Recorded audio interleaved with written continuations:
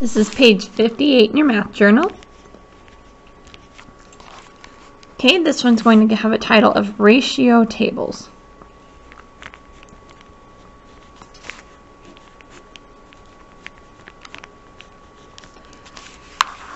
Okay, let's put our definition here. A ratio table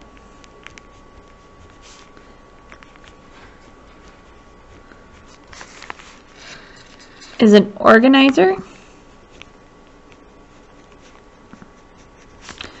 comparing two categories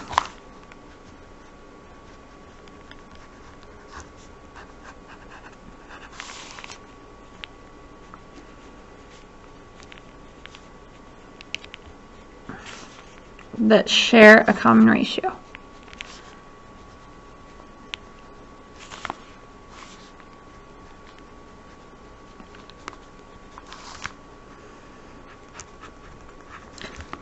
Okay, give you an example. Let's use cooking. Okay, let's say you're making a recipe that you're making soup. So the soup recipe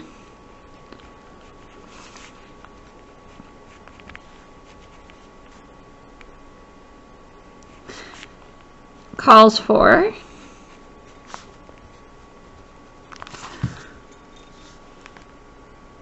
1 teaspoon, or let's say 2 teaspoons of salt for 3 teaspoons of sugar.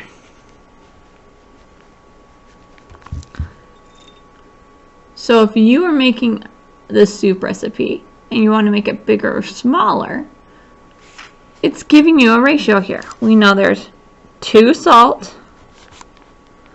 teaspoons salt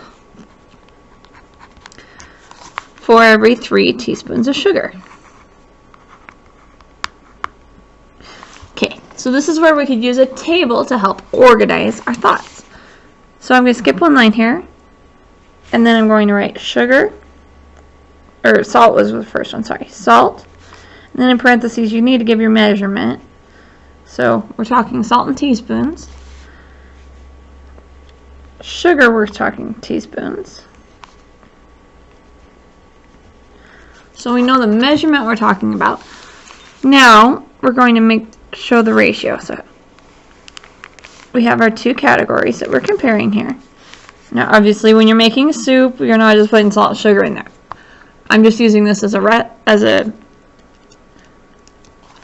example of where ratios would be useful. So if I'm using 2 teaspoons of salt and 3 teaspoons of sugar for one recipe, then we can find equivalent ratios by scaling them up or scaling them down. So if this is one thing from the recipe, what if I wanted to double that recipe? Then I would have 4 teaspoons of salt for 6 teaspoons of sugar. Okay, I could also do 6 teaspoons of salt. If I do 6 teaspoons of salt, then I'm going to need 9 teaspoons of sugar. I can also do, okay, you don't have to go in order here. So this is the basic ratio. I cannot reduce that anymore. So if I wanted to do, let's say I was making a great big batch for a catering job I'm doing or something. Let's say I need 20 teaspoons of sugar, or of salt. Then I would need 30 teaspoons of sugar. So a ratio table doesn't necessarily have to go in order. Sometimes that might be more useful for you to think, but sometimes we can jump around. Okay, so we look at our basic ratio. This was multiplied by 2, so this was scaled up by a factor of 2. I also did that here. This one here was scaled by a factor of 3.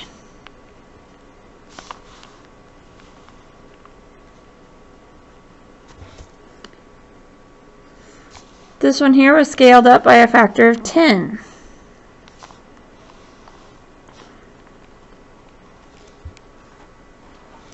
This one would obviously make a lot more soup than these other ones. But this is how you'd use a ratio table. So, there's a couple of more definitions I'd like you to write. The next one is equivalent ratios.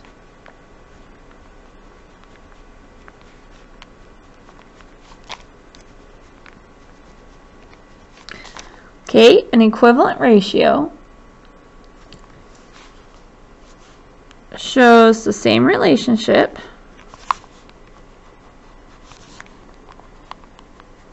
shows the same relationship, we should say.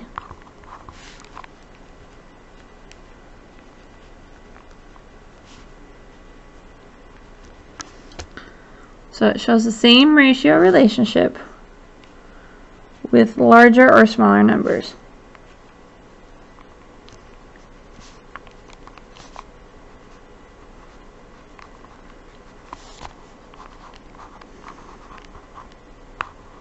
So let's do some examples here. Example, we did up here, we had the ratio of 2 to 3. More equivalent ratios, so I'm going to write equals here because they are equal to each other. We could do 4 to 6, which we see up here. We could also have 20 to 30. Or we could even scale it down here. Sometimes we have fractions in our ratios. So sometimes we might say, if I have 1 here, okay, let's add on to our ratio table up here as well. If I have 1 teaspoon of salt, how much sugar would I need? Well, what happened from 2 to 1? That was actually divided by 2 from the original ratio. So I need to divide this by 2. If I divide 3 by 2, then I get 1.5, or 1.5.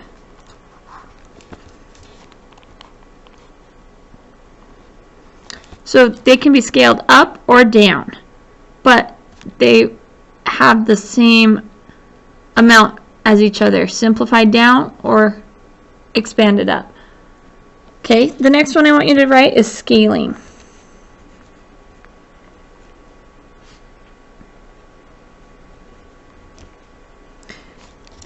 Okay, to scale, that means to either multiply or divide both numbers in a ratio. Multiply or divide both numbers in a ratio.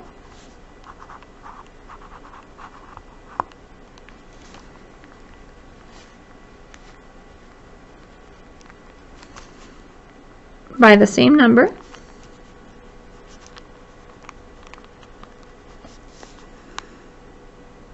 I'm just going to use the number sign here for space. To multiply or divide both numbers in a ratio by the same number, and then comma, I'm going to write up or down. So what we were doing up here I was scaling this up by multiplying them both by 2. Here I scaled it down by dividing by 2. Alright, so let's use some examples of where you might use a ratio table. Okay, let's use this example. Joe mows lawns.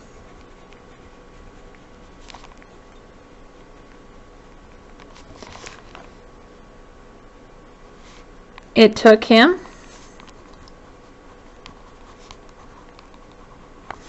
14 hours to mow 8 lawns.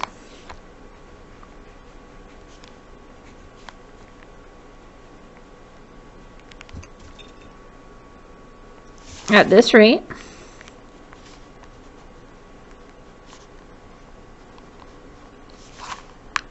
how many lawns can he mow in 49 hours?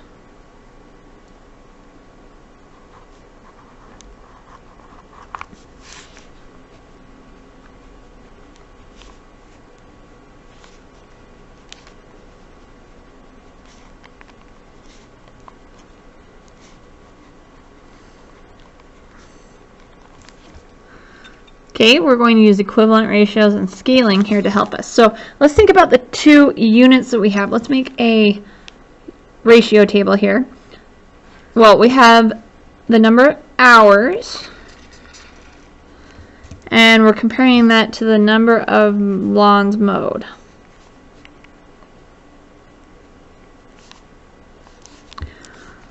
So the information we are given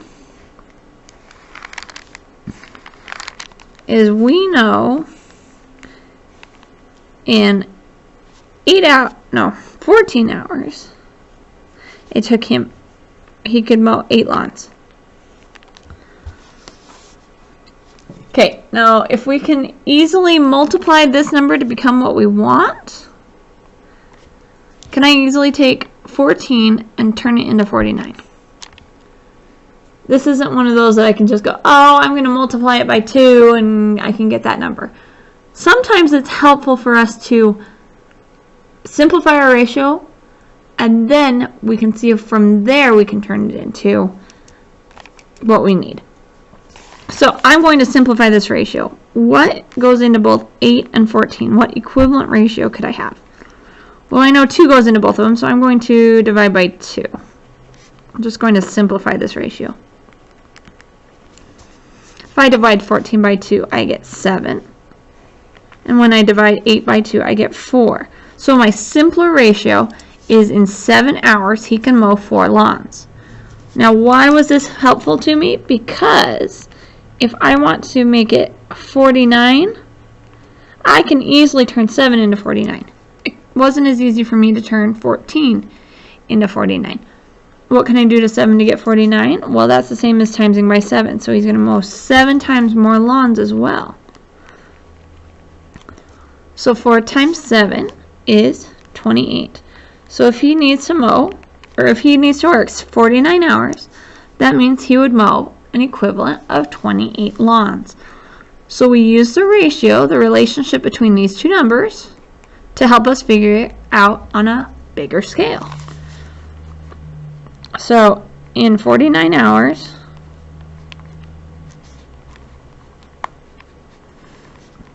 he could mow 28 lawns. Okay, let's try another one similar. Oh, grocery store. This is something you're going to see and use all the time as an adult.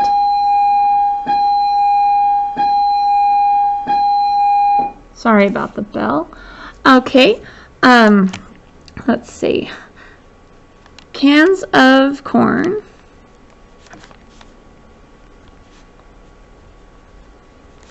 cost $4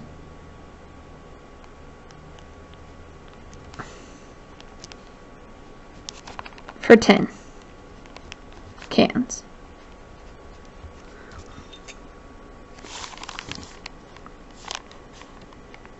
Find the cost of 25 cans. So I'm just going to write 25 cans and question mark just for space. So how much would 25 cans cost? Okay, if I make a ratio table here, I'm comparing the number of cans to dollars. Two different measurements here, quantities. And I know that I can buy 10 cans for $4.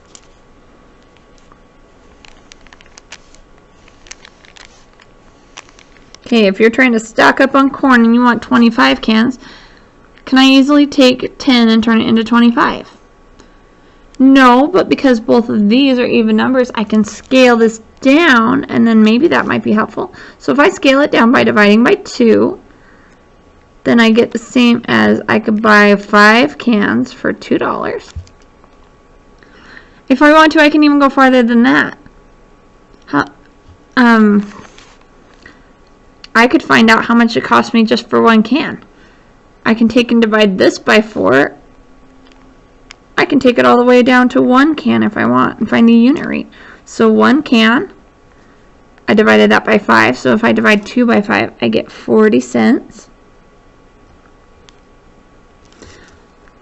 Now, there's two ways I could look at this. I could take this and times it by 25. So I could times this by 25. Or, because 5 easily turns into 25, I could times this by 5. And I'm going to choose to use this one. But I want you to realize that something that can be split apart, like money, we can get down to decimals if we want to. But sometimes leaving them in their whole number forms is going to be easier for us to work out mentally. So mentally, I'm going to take and turn 5 into 25 by multiplying it by 5. So if I turn that into 25, turning 2, I have to times that by 5. That become 10. So I can buy 25 cans of corn for $10.